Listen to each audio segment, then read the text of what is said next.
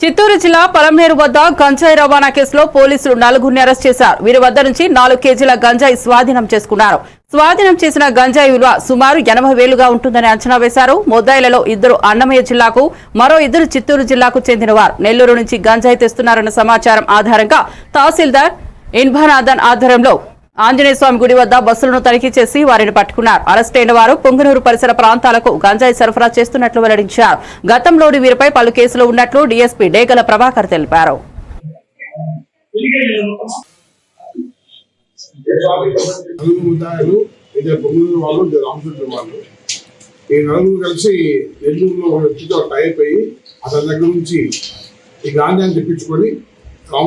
పొంగూరు వాళ్ళకి ఇస్తే పొంగూరు వాళ్ళ ఇద్దరు చిన్న చిన్న బ్యాగ్లతో పొంగూరులోనూ ఎక్కువగా పరిసరాలు అమ్ముతున్నారు.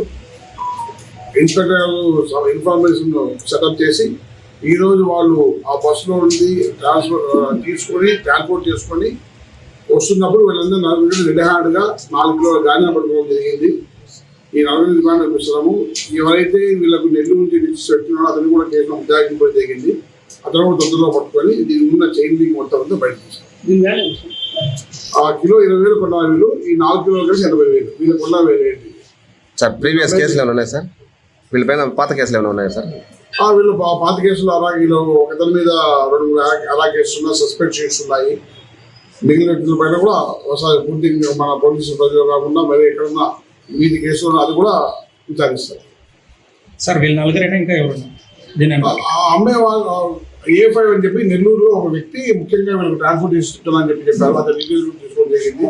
అదే కూడా తొందరలో అరెస్ట్ చేస్తాం. అదే పట్టుకుని దీనికి సంబంధించి ఫ్రంట్ వర్డ్ బ్యాక్ వర్డ్ అన్ని వ్యక్తులను లిస్ట్ అవుట్ చేస్తాం. సార్ వీళ్ళకి ఎలాంటి శిక్షలు వస్తుంది? ఈ గంజాయి తరలిస్తున్న వాళ్ళకి ఎలాంటి శిక్షలు వస్తుంది? కోర్టు ఇష్యూస్ అన్ని కనెక్ట్ చేసి పెట్టుకోవాలి. చట్టపరంగా కాబట్టి క్రిమినల్ శిక్షలు ఉన్నాయి.